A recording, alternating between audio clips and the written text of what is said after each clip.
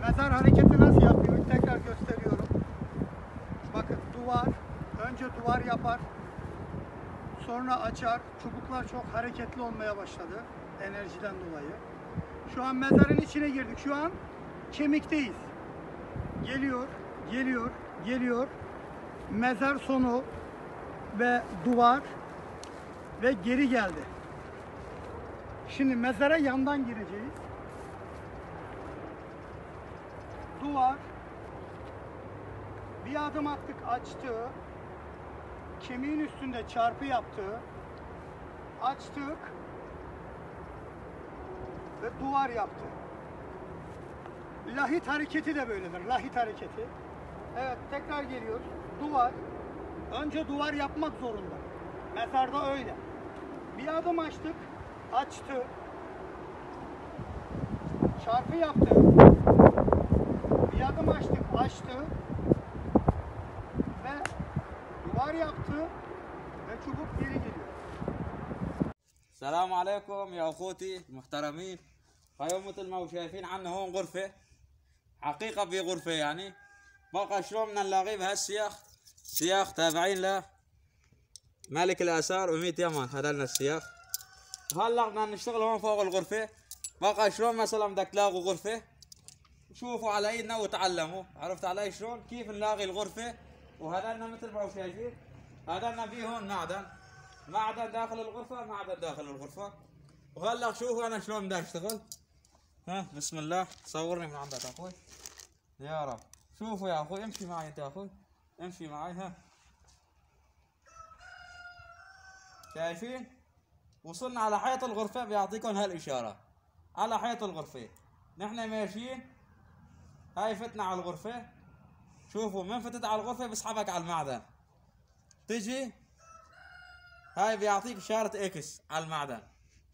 شايفين يا اخوتي مشينا. قال اخوي قال من قدامي صورني. ماشيين. شوف انا ماشي داخل الغرفة كمان اجى على المعدن. كمان هاي اعطاني اشارة اكس على المعدن. بدي اكمل. هاي اعطاني اشارة الحيط. شايفين وصلنا على اخرة الحيط. هاي مشينا. عم بقول لك ارجع على الغرفة.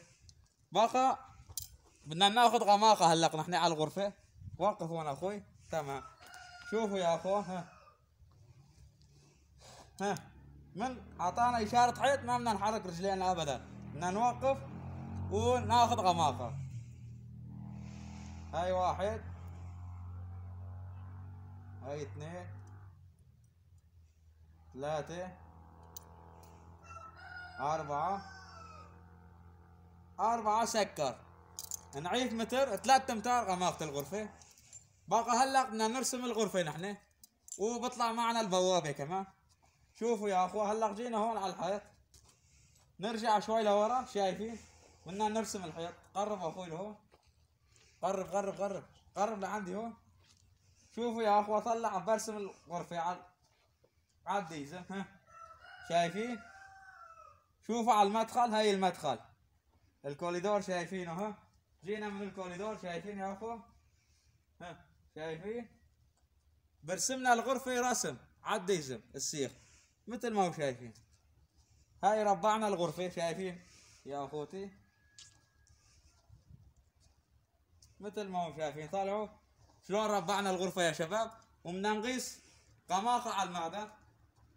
شوف هاي فتنا على الغرفة. هاي جينا على المعدن. شايف اشارة اكس. ما بتحرك رجلينك وبتاخذ غماقة. هاي واحد. هاي اثنين. هاي ثلاثة. هاي 4. سكر. نحن هون عندنا ارض غراج والغرف الخشخاشات فورا ب3 امتار يعني غماقة 3 امتار. Tamam akoy tak. Selamun aleyküm arkadaşlar. Kolay gelsin. Arkadaşlar gördüğünüz gibi burada bir odamız var. Görüyorsunuz. Hakiki bir oda var. Çizik yaptık abiler. Bu çubuklarla define kralı çubuklarıyla gördüğünüz gibi söküp takması bir saniyenizi bile almıyor. Aparatlı çubuklar. Evet burada nasıl çalışılacak size onu göstereceğiz. Aynen başlıyoruz. Haydi bismillah. Evet karşıdan çek beni kardeş. Geliyoruz. Evet. Gördüğünüz gibi odanın tam kenarında duvar hareketi yaptı. Evet. Gireceğiz içeriye.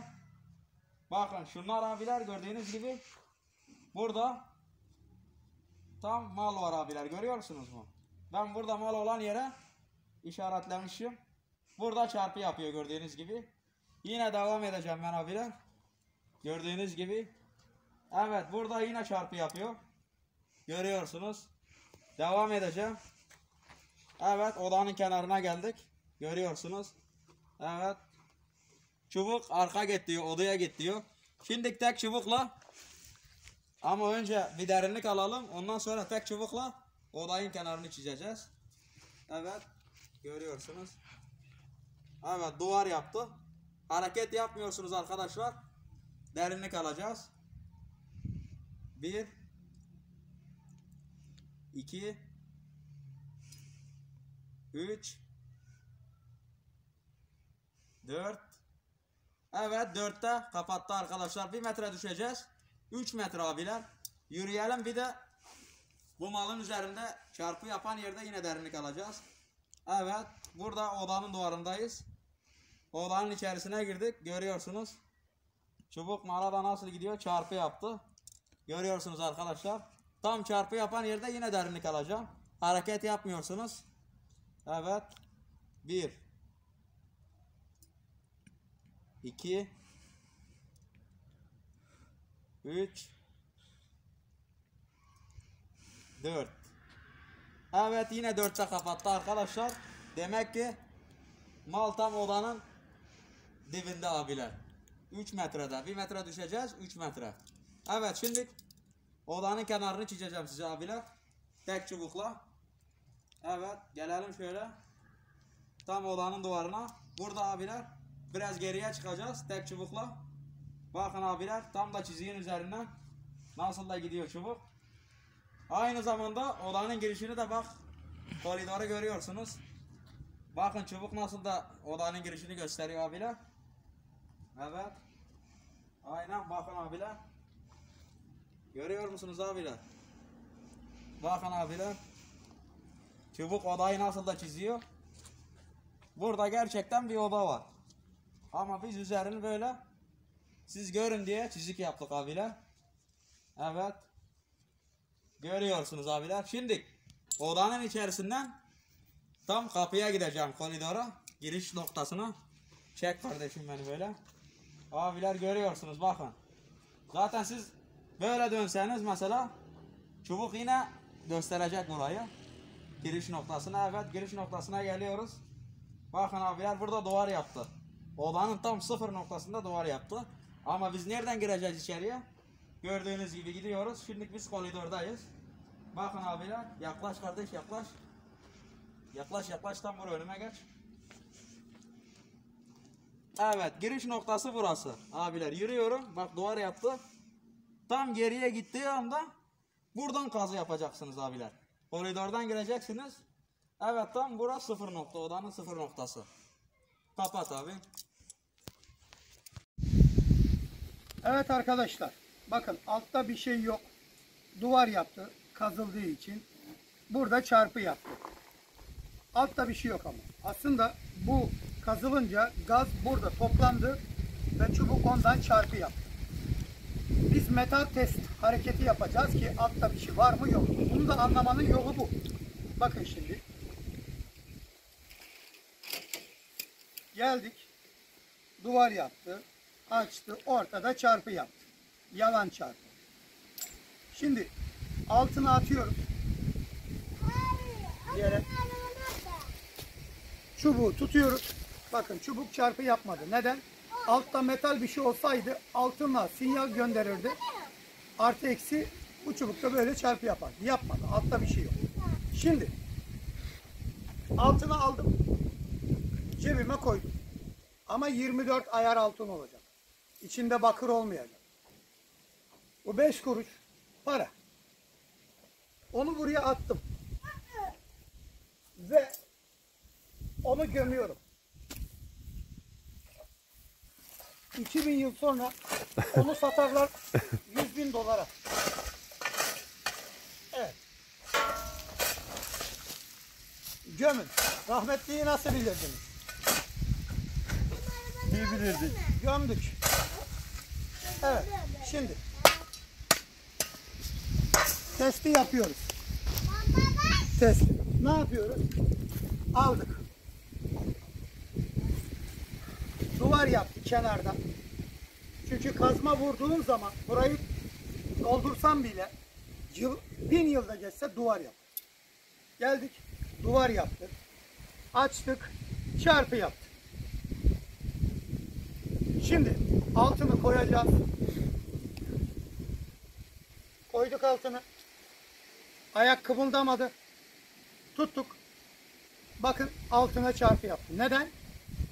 Alttaki para ile üstüne koyduğum altın, alttaki para üstteki altına sinyal gönderdi. Artı eksi oldu ve çubuk çarpı yaptı.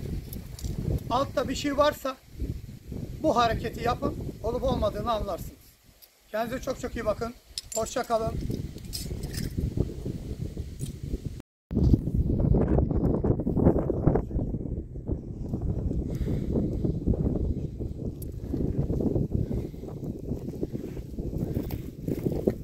Evet arkadaşlar, çukur kazdığınız zaman altta bir şey olmasa bile çubuk tam ortada çarpı yapar. Çünkü bu kenardaki bütün gazlar tam ortada bir akım yapar ve çubuk sahte çarpı yapar. Şu şekilde çarpı yapar. Aşağıda bir şey var mı yok mu? Bunu nasıl anlayacağız? Metal test hareketi. Altın kullanacağız. Çarpı yaptı. Ayağın altını oynatmıyoruz. Altın parçası 24 ayağı yere attık ve çubuk çarpı yapmadı. Yani burada bir şey yok. Burada bir şey yok.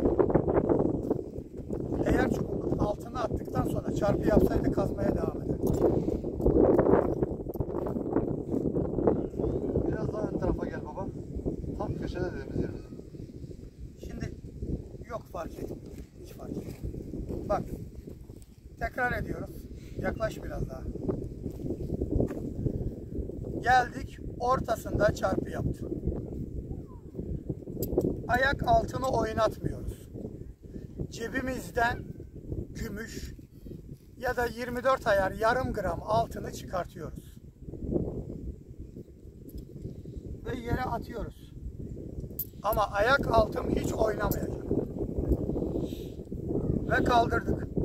Bakın çubuk altına çarpı yapmadı. Aşağıda bir şey yok. Eğer çarpı yapsaydı aşağıda bir şey vardı. Bakın ayağımı oynatacağım. Bakın çubuk altında bu sefer çarpı yapacak. Gördünüz mü? Çünkü ayağımın altını oynattım. Evet. Burada bir şey yok.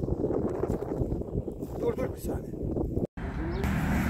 Evet arkadaşlar, şimdi duvar dibinin kaç metrekare olduğunu öğreneceğiz. Bakın burada duvar yaptık. Bakalım kaç metrekare? 1, 2, 4.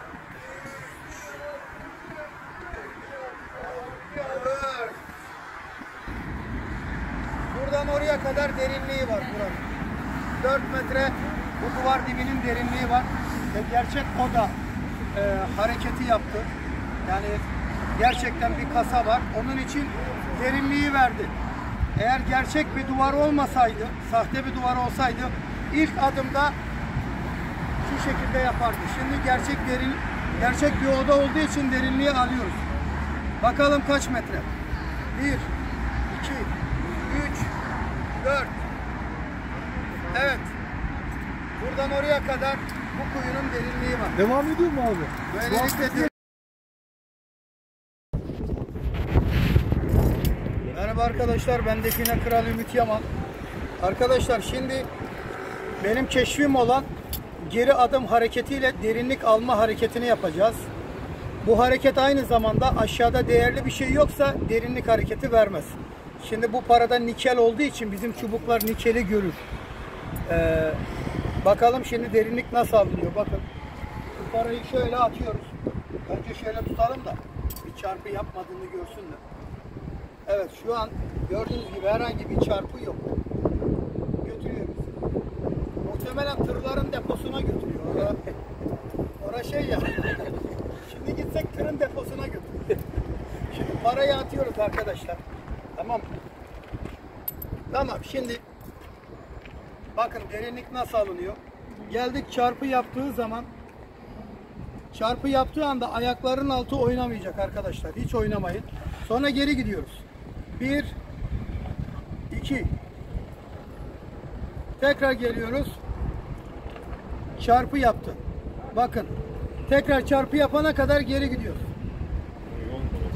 Yani burayla bura arasında bir mesafe var. Derinlik.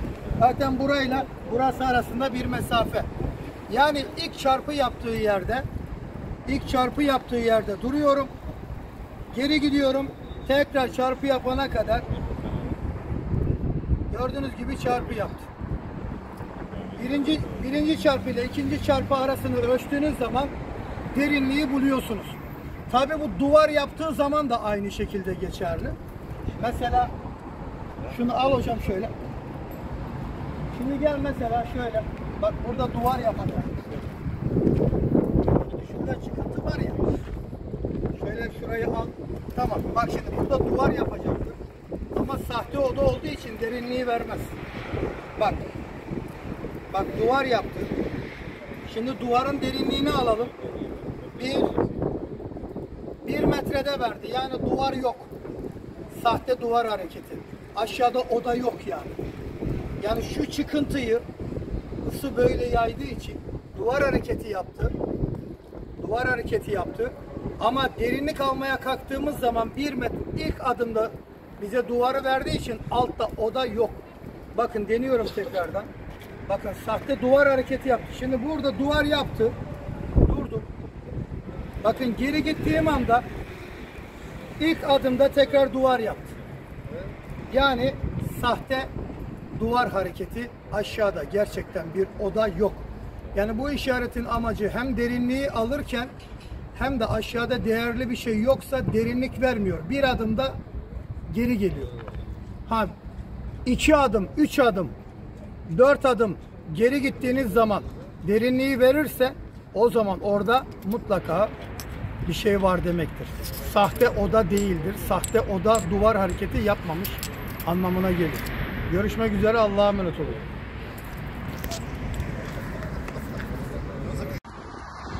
Merhaba arkadaşlar, ben Define Kralı. Şimdi arkadaşlar logor kapağının altı boş. Bakın geliyoruz. Duvar yaptı kenarda. Adım attık. Sonra çarpı yaptı. Sonra açtı. Sonra duvar yaptı. Bu kasa hareketidir. Yani kayanın ve toprağın üstünde bunu yaparsa bilin ki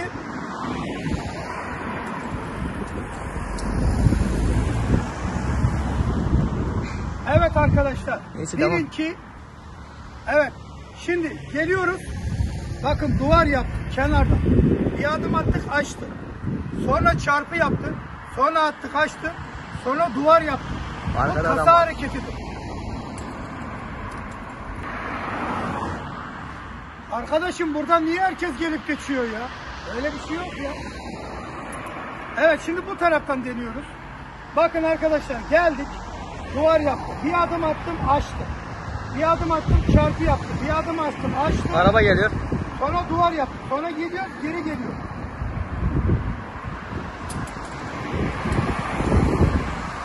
Aha polis geldi.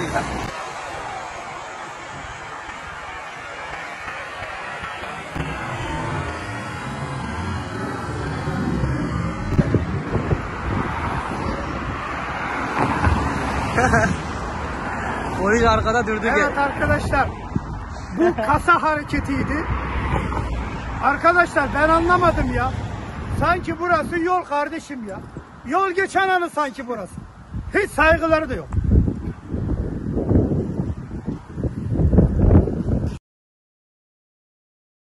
Evet arkadaşlar, şimdi buranın, bu kuyunun derinliğini ölçeceğim.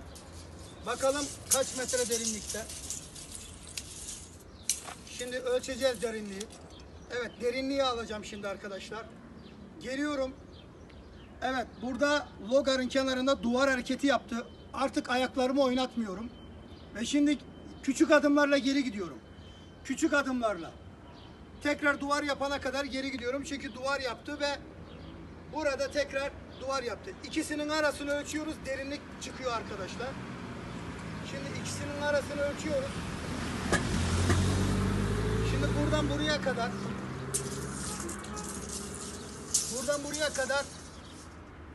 2.60. 2.60. Evet arkadaşlar, şimdi derinlik alırken aynı zamanda bakın duvar yaptı. Geldik, çarpı yaptı. Bir adım daha attım, duvar yaptı. Yani buranın gerçekten kasa mı, oda mı olduğunu ya da sahte olup olmadığını anlayacağız. Duvar yapan yere geldim. Sonra çarpı yapan yerde durdum. Şimdi derinliği alacağım. Küçük adımlarla geri gidiyorum. Ne oldu? İlk 2 adımda çarpı yaptı.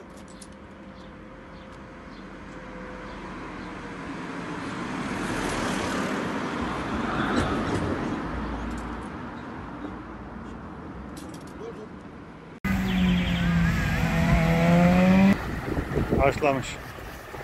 Merhaba arkadaşlar, ben Define Kralı. Arkadaşlar şimdi define çubukları ağaç dibinde hava olduğu için, boşluk olduğu için, yağan yağmur ağaç dibinde kaldığı için define çubukları ağaç dibine doğru çarpı yapar. Ağaç dibinde bir şey var mı yok mu onu anlamanın şimdi yöntemini göstereceğim size. Bir de derinlik almayı göstereceğim. Şu an bu çubuklardan üretmiyorum. Bunlar 2023 modeli. Bunlar da güzel ama şu an 2024 modelini üretiyorum. Bunları artık satmıyorum. Bunlar da iyi ama üretiyorum. Şöyle yaklaşlar. Dur orada. Şimdi gelelim şöyle. Evet şimdi bak duvar yaptı. Niye? Bak yaklaş şuradan gel. Bak tekrar gösteriyor. Bak şimdi. Bu duvar yaptı. Çünkü burası yumuşak, burası sert toprak. Bir set var. Enerjiyi bu şekilde yayıyor. Çubuk gelince bakın duvar yapıyor. Yaklaş. Yaklaş çek. Şimdi burada gerçekten bir oda var mı yok mu? Şimdi derinliği alacağız. Şimdi anlamış olacağız. Evet. Şöyle geleyim. Şimdi ayakları oynatmıyorum. Şimdi geri gideceğim. Evet. Birinci duvarı burada yaptı, ikinci duvarı burada yaptı. İkisinin arası zaten 1 metre. 1 metre burayla burayı düştüğün zaman aşağıda bir şey yok. Aşağıda hiçbir şey yok. Yani bu hareketi yaptığınız zaman boşuna kazmanıza gerek yok. Çünkü duvar yaptı ama 1 metre derinlik verdi. Şöyle 3 metre, 4 metre, 5 metre, 7 metre geri gitseydik, tekrar duvar yapsaydı, 1 ve 2. duvarın arasını ölçtüğümüz zaman derinlik çıkacaktı. Demek ki burada oda yok. Sadece yumuşak topraktan sert toprağa geçince çubuk çarpı yapmış. Yumuşak topraktan sert toprağa geçince. Patika yollarda da bunu yapıyor. Yolların bir tarafından bir tarafına geçerken de aynısını yapıyor. Anlayacağınız bu. Şimdi gerçek bir metal olsaydı mesela, yaklaş şöyle. Şu yüzüğü koyalım. Şuraya gel. Gel yakın çek. Çek. Şimdi yüzüğü attık, gümüş yüzüğü. Duvar yaptı. Bir adım attık, bekleyin. Çubukta çarpı yaptı, gümüşte. Ayak altını oynatmıyorum. Son adım attığım zaman. Şimdi geri gidip derinlik alacağım. 1. Bakın tek adımda tekrar çarpı yapmadı. Bakın. 2. Bakın. 1,5 metre. Yani 2 adımda 2 adım gittim, çarpı yaptı. Birden fazla adımda çarpı yaparsa, duvar yaparsa orayı kazabilirsiniz. Şimdi bize sahte çarpı yapan bir yer lazım. Arkadaşlar bu arada bir şey söyleyeceğim. Define çubuğu kullanırken üzerinizde bir obje olmasın. Hiçbir obje olmasın. Bileklik, yüzük, hiçbir şey olmasın. Ağzınızın içine, dilinizin altına 24 ayar altın koyabilirsiniz. 24 ayar altın koyabilirsiniz. Dilinizin altına 24 ayar, yarım gram, 1 gram altın koyun. O şekilde define çubuğunu kullanın. Bir de define çubuğunu kullanırken yanınızda kimse olmasın. 50 metre, 30 metre uzağınızda olsun o kişiler. Şimdi bize sahte çarpı yapan bir yer lazım. Geldik, duvar yaptı, gittik. Evet, burada çarpı yaptı. Bakın. Yaklaş. Al abi çarpıyı. Çarpıyı yaklaştır, geri git hemen. Bak yaklaş, hızlıca yaklaş abi. Çarpıyı göster, geri git şimdi. Ya karşıdan çeksene çarpıyı. Şimdi burada bize metal hareketi yaptı. Yani bu X demek, alttan metal obje var. Heykel olabilir. Gümüş, altın olabilir. Şimdi bakalım kaç metre derinlikte ne olduğunu anlayacağız. Bir, hop tekrar çarpı yaptı. Yani sahte çarpı, aşağıda hiçbir şey yok. Tek adımda çubuk tekrar çarpı yaptı. Eğer gerçekten 5 metre derinlikte bir metal, bir insanoğlunun yaptığı heykel, gümüş para, oyma taş olsaydı çubuk bize 5 metre geri gittikten sonra çarpı verirdi. İşte hava boşluğu. Yani ağacın içinde hava boşluğu var. Bak duvar yaptı. Geldik. Çarpı yaptı. Ayaklarımı kımıldatmıyorum. Hemen derinlik alıyorum. Bir. İlk adımda tekrar çarpı verdi. Yani altta bir şey yok. Eğer altta bir şey olsaydı bir, şöyle geç abi.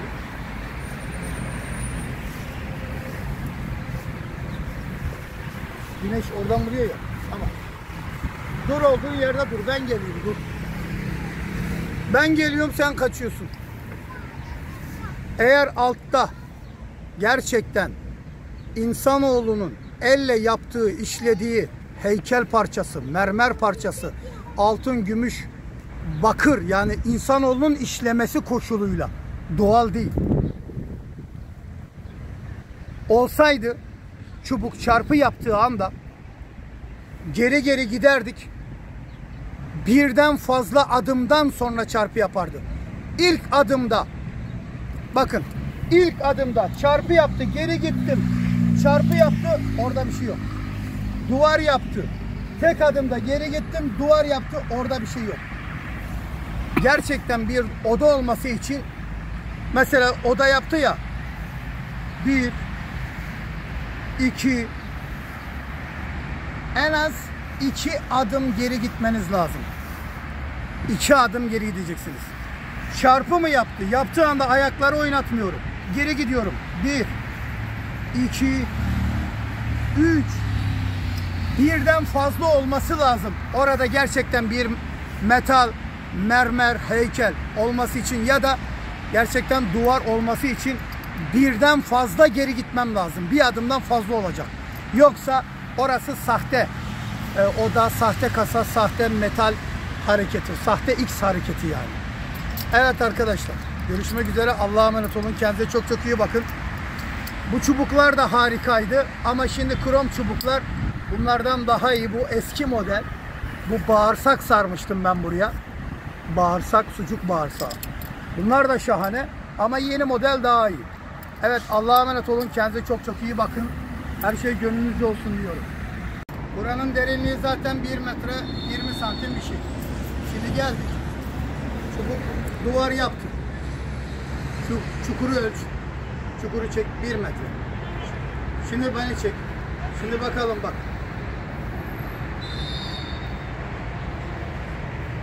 Gördünüz mü? Net derinliği verdi. Tekrar duvar yaptı. Tekrar geliyorum. Evet.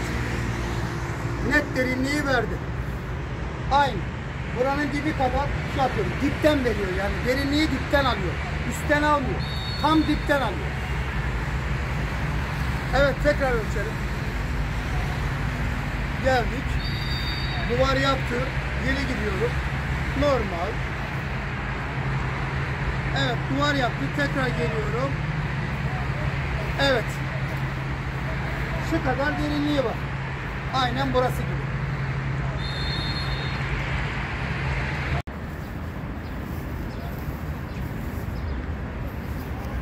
Bak altta boru var. Gördün mü? Bak şimdi. Şu an odanın üstündeyiz. Belediyenin deposu burası. Bak. Çarpı yaptı. Çarpı yaparak gidiyor.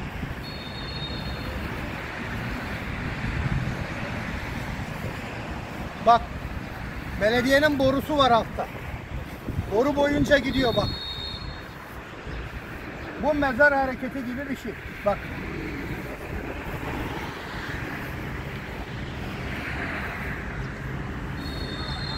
Yani altta bir şey var. X yaparak oda içerisinde X yaparak devam etti bu şekilde. Altta zaten belediyenin su borusu var. Boru boyunca çarpı yapıyor. Yani altta bir şey var. Dolu oda. Bakalım derinliğini alalım.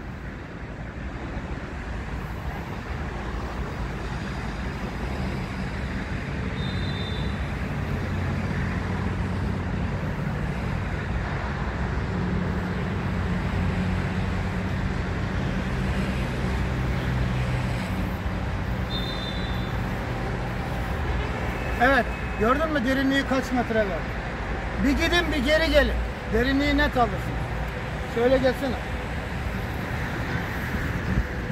Bak şimdi. Çarpı yaptı burada. Çarpı yaptı. Burada bir şey var diyor. Şimdi derinliği alalım.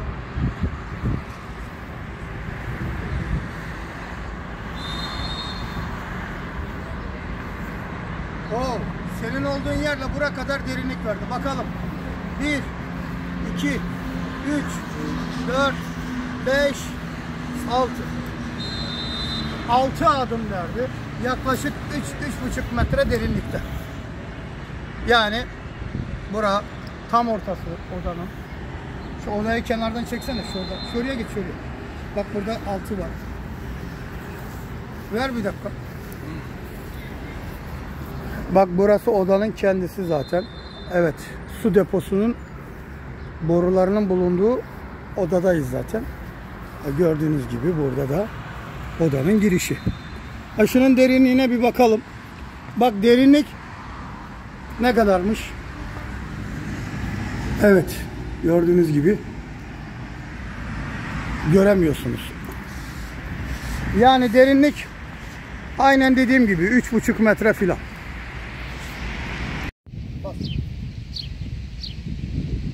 Arkadaşlar bakın. Burada duvar hareketi yapıyor. Bakın. Sonra açıyor. Gidiyorum. Sonra yol bitiminde tekrar duvar hareketi yapıyor. Bakın tekrar. Çünkü burası yumuşak toprak. Burası yumuşak toprak. Burası sert toprak. Yol. Yumuşak toprak ve sert toprağın birleştiği yerde bu şekilde bir yukarı doğru dik ısı yayar. Çubuk da o ısıya çarpınca duvar hareketi yapar. Burada bizi yanıltır çünkü yumuşak topraktan sert toprağa geçiyorsun. Onun için bu sahte oda duvarı hareketi de yapıyor. Bakın sanki burada bir oda varmış gibi. Bakın duvar yapıyor. Oysa ki burada bir oda yok, duvar da yok. Peki bunu nasıl anlayabiliriz? Yani sahte oda, sahte duvar nasıl anlayabiliriz? Burada duruyoruz, tam duvar olan yerde. Tam duvar olan yerde duruyoruz. Şöyle tam karşıdan geçiyor. Öyle dursam ben böyle geleyim daha iyi. Şimdi geldik, burada duvar yaptı. Ayağımızın altını oynatmıyoruz. Sonra geliyorum. Daha ikinci adımda duvar yapıyor. Bakın tekrar geliyorum. Bakın burada bir sahte bir oda olduğu belli. Bakın burayla bura arasını ölçtüğünüz zaman zaten burayla yer arasındaki mesafe aynı. Yani burada oda duvarı yok. Sahte. Yumuşak toprakla sert toprağın birleştiği yer. İşte yollarda bunu yapar, patika yollarda bunu yapar. Bakın. Gördünüz mü? Yola girdiğim anda açılıyor. Böyle geriye geliyor. Şimdi bu aynı zamanda bir derinlik alma hareketidir arkadaşlar. Aynı zamanda derinlik alma hareketidir. Şimdi derinliği alıyoruz. Bakın. Duvar yaptı. Derinliği alıyorum şimdi. Geldim. Hemen geri duvar oldu. Tekrar geliyorum. Sağlamasını yapıyorum. Duvar oldu. Bu kadar fark var. Zaten burayla burayı düştüğümüz zaman 1 metre 0 kalıyor. Yani burada arkadaşlar duvar yok. Sadece yumuşak topraktan sert toprağın arasında bir ısı var. Isıya çarptığı anda duvar yapıyor. Sahte duvar. Sahte olduğunda nasıl anlıyoruz? Benim yaptığım gibi derinlik alma hareketiyle gerçek duvarla sahte duvarı ayırt ediyoruz arkadaşlar. Hoşça kalın.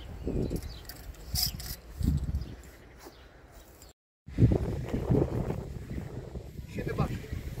Sahte çarpı ile gerçek çarpı arasındaki farkı öğrenelim. Şimdi buna çarpı yaptı. Buna niçin çarpı yaptı? Çünkü bu doğal değil. Bunu insanlar yapmış. Kim yapmış oğlum bu? Kim yaptı lan bu? Neyse biri yapmış, bir garibanın biri yapmış.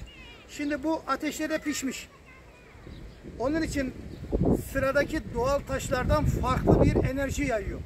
Yani bugün deredeki çakıl taşı ateşte pişirdiğiniz zaman farklı enerji yayar. Bu da elle yapıldığı için, farklı enerji yaydığı için çubuk buna tepki veriyor. Ama doğal bir kaya olsaydı buna tepki vermeyecek. Şimdi diyelim ki biz böyle geldik, çarpıyı yaptı. Çarpıyı yaptı. Bunun gerçekten bir çarpı olup olmadığını, altta değerli bir şey olup olmadığını nasıl anlayacağız? Biraz daha yaklaş ulan. Tam ayağın boyuna göre. Tamam mı? İyi mi? Bu Allah. Allah seni inandırsın Bil hocam. Şimdi arkadaşlar bakın. Yüzü şimdi gerçek metal olup olmadığını nasıl anlayacağız? Çarpı yaptığı anda ayaklarımı kımıldatmıyorum. Ayaklar önemli. Bu arada ayakkabıyı da 7.000 liraya aldım. Ulan oğlum ekonomi batmış gitmiş lan. Lan 7.000 liraya ayakkabı olur mu oğlum? Neyse konumuza dönelim. Şimdi Emre sen korumam değil misin oğlum? Koruma her zaman insanın arkasında olur. Sen burada duracaksın. Evet. Şimdi arkadaşlar bakın. Geldik. Çarpıyı yaptık. Şimdi bunun derinliğini alıyoruz. Ayakları oynatmadan. Kamerayı da oynatma ulan. Şimdi geldik. Bir dedik. Bakın. Pat. Hemen çarpıyı yaptı. Yani buradan buraya kadar çarpı yaptı ve tek adımda yaptı. Buradan buraya kadar da düşersem ne olur? 0. Yani burada değerli bir şey yok.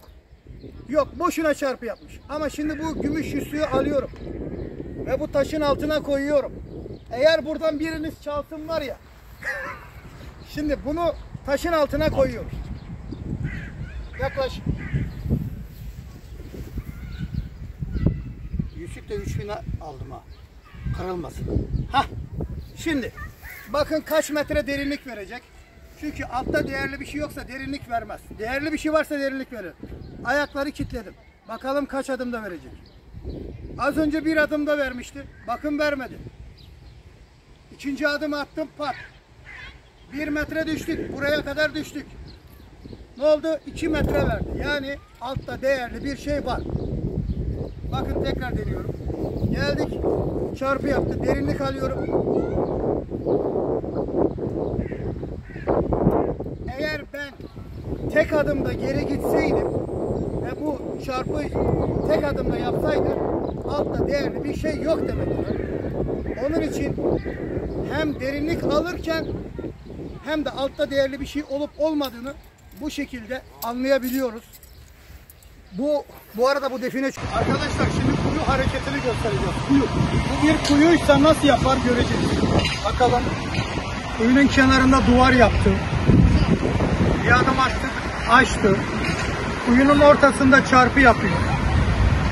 Geldik. Kenarda duvar yapıyor. Açtık, geri geliyor. Şimdi kuyunun boyunu ölçeceğiz. Bakalım. Şöyle gelelim. Bakın kuyunun büyüklüğünü ölçüyorum.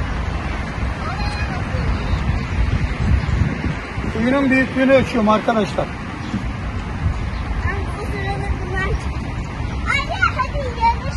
Bu şekilde odanın ya da kuyunun büyüklüğünü ölçebilirsiniz. Bakın kuyu hareketi tekrar gösteriyorum. Tam kenarda duvar yaptı. Bir adım attık, açtı. Ortada gaz biriktiği için çarpı yaptı. Geldik. Tam kenarda duvar hareketi yapıyor. Adım attığımız anda geri geliyor. Kuyu hareketi. Aynı zamanda kasa hareketine benziyor. Tek farkı yuvarlak olması. Şöyle mesela burada duvar yaptı ya arkadaşlar. Şöyle. Bir adım geri atın. Kuyunun büyüklüğünü ve şeklini çizebilirsiniz bu şekilde. Evet, kendinize çok çok iyi bakın. Kral alan tarama arkadaşlar. Bana aittir. Krom nikel karışımı bu. Bugün ayın 11 Haziran 2023 tarihindeyiz. Kendinize çok çok iyi bakın. Görüşmek üzere.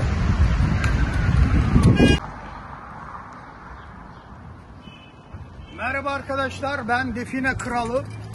Bu da Kral Alan Tarama arkadaşlar. Su ve doğal kayaya gitmiyor. Şimdi bir tünel nasıl bulunur? Tünel hareketi nasıl olur? Tünelin uzunluğu ve genişliği nasıl olur? Onu öğreteceğim arkadaşlar. Bu Kral Alan Tarama. Şimdi orada dur sen. Şimdi bu bir tünel. Daha önce kazılmış. Bakın tünele buradan giriyoruz. Duvar yapıyor. Bakın şöyle yapıyor. Duvar yapıyor. Ve bir adım attık. Açtı. Giriyoruz. Duvar yaptı. Şöyle yaptı. Şöyle. Şöyle yakın çek. Şöyle karşıdan geç. Şu karşıya hemen çabuk. Dur. Dur geç. Durdurdun. Yok durdurmuyor. Tamam biz keser. Bu şekilde. Sonra bir adım atıyoruz. Bakın bir adım attım. Geri geldi. Şöyle geç. Tamam. Karşıma geç, karşıma. Evet, geliyoruz. Tam sınırda duvar yapıyor. Bakın duvar yaptı. Tam sınırda. Ama bir adım atın şöyle. Bekleyin. Bir adım attım, bekliyorum. Tünelin içindeyim. Karşıki duvardan. Duvar yaptı. Bir adım attım, açtı ve geri geliyor. Şöyle geç. Bir saniye. Şimdi tünelin üstünde yürürsek ne olur? Tünelin içindeyiz. Bakın çarpı yaparak devam ediyor. Tam karşıdan çekiyor. Uzak. Devam et. Tamam.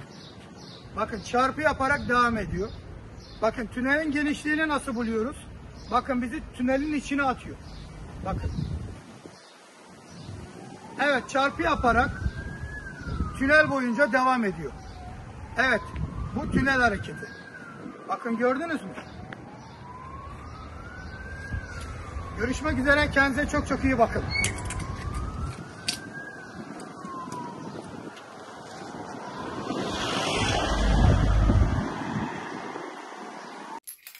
Merhaba arkadaşlar, ben Define Kralı. Arkadaşlar bu bölümde definecilerin yaptığı hataları ve yanlışları ve bir takım uyarılarda bulunacağım. Şimdi öncelikle en büyük hataları kalabalık bir şekilde araziye gidip define aramaları. 5 kişi, 10 kişi, 15 kişi, 9 kişi toplu halde biraz da dağınık halde araziye gidiyorlar. Şimdi 2 kilometre ileriden adamlar seni görüyor. Ne yapıyor? İhbar ediyorlar. Hele ki izinsiz kazı yapıyorsan bir de. Birinci hata bu. Definecilik en fazla 3 kişiyle yapılır. Bunu asla unutmayın. 3 kişiyi geçmemesi lazım. İkinci bir husus. Gidiyorlar, alan açık mesela. Çıplak bölge, ot yok, ağaç yok. 7-8 kişiyi düşünün, 10-12 kişiyi düşünün. Biri burada kazıyor, biri orada sigara içiyor, biri orada türkü çağırıyor. Yani kimsenin ihbar etmesine gerek yok. Kendilerini zaten ihbar ediyorlar. Şimdi normalde kazı yapılan yer uzaktan bakıldığı zaman adam ağaç dallarından başka bir şey görmemesi lazım. Ona göre kamufle etmen lazım. Üstüne giydiğin renk doğaya uygun olması lazım. Adam gece kazı yapıyor, bembeyaz giymiş. Gece kazı yapıyor, fenerle kazı yapıyor. Misal yani. İzinsiz kazı anılarından bahsediyorum. Yani etraftan ve tepeden bakıldığı zaman o arazide kimse kimseyi görmemesi lazım. Sizi 30 metre ileride ki bir insan geçerken bile görmemesi lazım. Ona göre kamufle işlerine bakmanız lazım. Hiç askerlik yapmadınız mı? Tank, top, tüfek nasıl kamufle ediliyor? Yani araziye uyman lazım. Defineci ne demektir? Araziye uyman lazım. İguana gibi toprağın rengine uyman lazım. Üçüncü bir husus, aynı yerden gidip aynı yerden geri geliyorlar. Yani arazinin bir tarafından gidip aynı istikametten geri geliyorlar. Foto kapana yakalanıyorlar. Foto kapan. Şimdi şu an mesela ben gözlük taktım, şapka taktım. Foto kapan beni yakalasa bile ispat edemez. Misal yani. Bir kere şapkasız definecilik olmaz. Yani. Defineci bir de sık sık elbise değiştirmesi lazım. Dağa gittiğin elbiseyle köyde gezmemen lazım. Yani bu anıları anlatıyoruz biz arkadaşlar arasında. Şimdi ikinci bir husus, kazı olaylarında büyük hata yapıyor. Oğlum şurayı kazın. Niye? İşte Çakal'ın İsmet buradan şüpheleniyormuş. Mıncığın Mehmet de şurayı kazın dedi. Lorki'nin Kadir de kazmaya başladı. Lakapları var ya. Niğdeli. Yani şüphelendin diye kazılmaz ki. Öncelikle çift alan tarama olması lazım. Krom olması lazım. Doğru ölçülerde olması lazım. Ve bunun 8 hareketini bilmen lazım. Bununla yer tespit edersin, derinlik alırsın, derinlik hareketini alırsın. Ondan sonra kazıya geçersin. Oda mı var, oda içinde kasa mı var, odayı buldun, duvarda kasa mı var, ikinci bir giriş mi var, çıkış mı var? Bunu bilmen lazım. Yani çift alan tarama olmadan rastgele kazılmaz. Yani her şeyin bir kuralı var. Alet iş yapar, el övünür. İşte buradan şüphelendim, kaz babam kaz. Mağma'ya kadar git. Buradan kaz Japonya'ya kadar gidersin artık. Şimdi üçüncü bir husus, kazı yaparken dikine kazıyorlar. Yani Allah göstermesin kaysa maysa bacak macak kırılır. Dikine kazıyorlar. Ondan sonra bir tedbir yok kazarken. Mesela biri kazmış. Örneğin işte o kadar kazmış ki kendi çıkacak merdivenli bile yok. Yani düşünün, dışarıdaki adama güveniyor. Dışarıdaki adam gitse orada kalacak yaz kış. Kışın havanın soğukluğunu hesap edeceksin. Yazın havanın soğukluğunu hesap edeceksin. Kapalı alanda ateş yakılmaz, zehirler, bunu hesap edeceksin. Kapalı alanda jeneratör çalıştırılmaz, bunu hesap edeceksin. Çok tehlikelidir, jeneratör çalıştırmayacaksın. Ateş yaktın mı kapalı alanda zehirlenirsin. Boya kutusu filan bunlar zehirler yakmaya başladığın zaman, boş boya kutusu. Tehlikelidir yani. Havanın soğukluğu, sıcaklığı, su, yemek, bunları hepsini şey yapacaksın. İkinci bir husus, daha hiç adam definecilik yapmıyor. İlk günden kaz babam kaz. Yahu senin ellerin nasır tutmamış. Alışık değilsin. Belin alışık değil, elin alışık değil. İlk gün çok kazı yapılmaz. İlk gün yarım metre spor olsun diye kazarsın. Vücudu ısındırırsın yavaş yavaş. Ve definede kazarken fazla şansını zorlama. Baktın yok, inat etmeyeceksin. Kısmetse zaten sen uğraşıyorsan, kısmetse gelir seni zaten bulur. Definecilikte inatçılık olmaz. Sonra bir kuyuya girerken kuyu metan gazı olur. Yeni açtığın bir kuyu metan gazı olur. Eski de olsa metan gazı olur. Metan gazı kokusuzdur. Girirsin uyuyorsun, Allah göstermesin. Bir kuyuya girerken önceden bir tane tavuk atacaksın oraya. Tavuk baktın ki canlı diri duruyor. Ondan sonra yapacağını yapacaksın. Baktın tavuk bayılıyor. Vın topuk tüyeceksin oradan. Ve izinli kazı yapacaksın. Yani bulunduğun bölgenin kaymakamlığına gidip şüphelendiğin yerin izinli kazısını yapacaksın. Ben izinsiz kazı maceralarını anlatıyorum da yani kazıyı izinli yapın yani.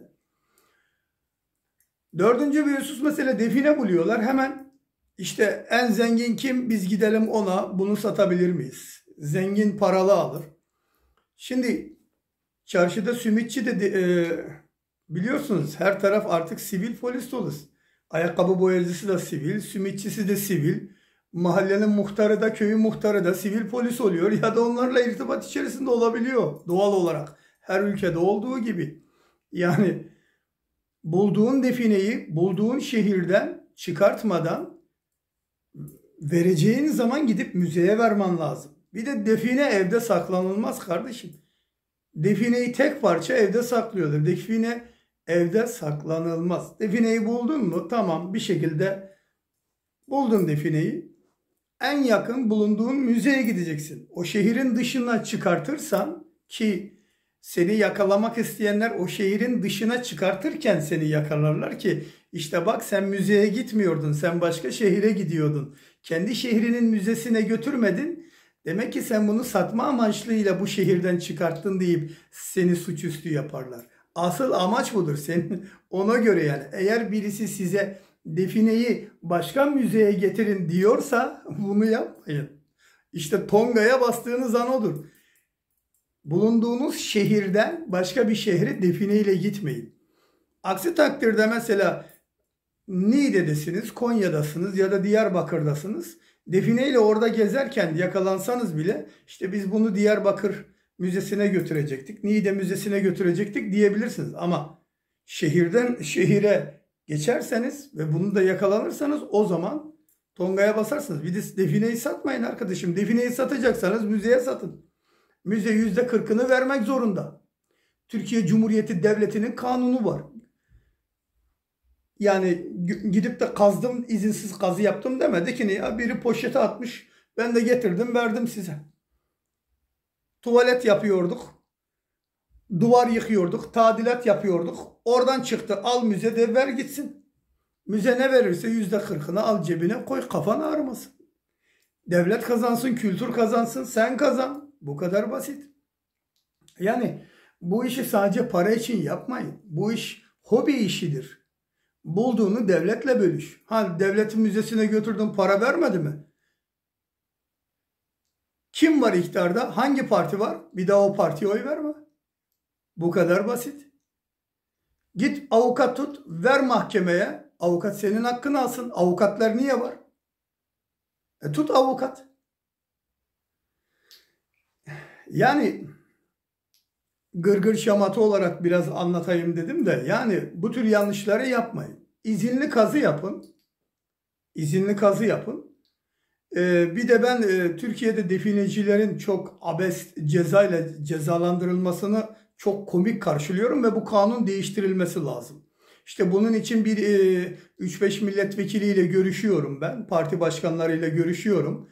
Yani izinsiz kazı yapan bir insan kolluk güçleri tarafından yakalandığı zaman hiç muhkeme olmadan hani trafik cezası polis kesiyor ya 50 dolar 100 dolar o şekilde kesiver ver fişi eline gitsin.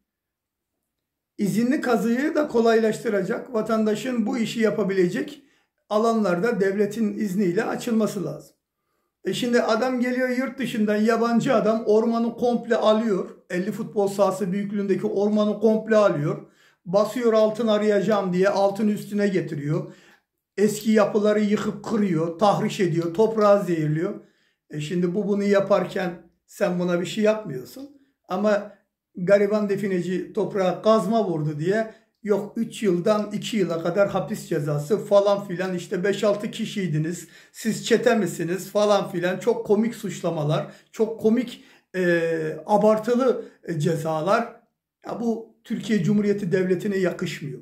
İnşallah parti başkanlarıyla, milletvekilleriyle görüşüyoruz. Yani izinsiz kazı da aynı trafik cezası gibi olsun. Savcı mahkemeye gerek yok ki. Şimdi mesela define satmayı tavsiye etmiyorum. Mesela satarken yakalanıyorsun ya. Kardeşim zaten satarken adamı yakalamışsın. Definelere el koymuşsun. Adam bin bir emekle çıkartmış. Üstüne bir de hapis cezası, çok komik oluyor yani. Adam zaten yaralı. Bir de millet müzeye define getirmiyorsa müzenin ve devletin düşünmesi lazım. Kardeşim, bu millete ekmek yedirin. Definecilerin en büyük hatalarından bir tanesi de dozer ile define aramak. Ya kardeşim, dozer ile define ararsan herhangi bir yakalanma durumunda dozere el koyuyor devlet. Ya da arabayla gidip arabanın yanında defineyle kazarsan devlet o arabaya el koyuyor. Belli bir parası var, ödeyip öyle alıyorsun.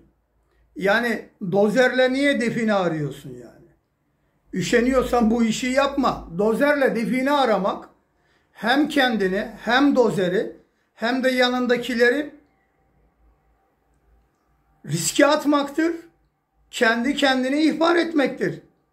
Yani dozer bir yerde çalışıyor, onu görmüyorlar mı? Uydudan bile görüyorlar şimdi. Onun için dozerle define aranmaz. Definenin tam noktasını bu çubuklarla tespit etmek çok basit. Tam noktayı tespit edersin. Bu çubukla derinlik alma hareketine geçersin. Gözün kesiyorsa kaz. Kesmiyorsa kazma. Dozerle define arayacaksan, kesin eminsen izinli kazıyla yap bunu. İzinsiz kazı yapma yani. Dozer kullanacaksan izinli kazı al. Yoksa yapma. Yoksa kafan çok ağrır. Evet arkadaşlar,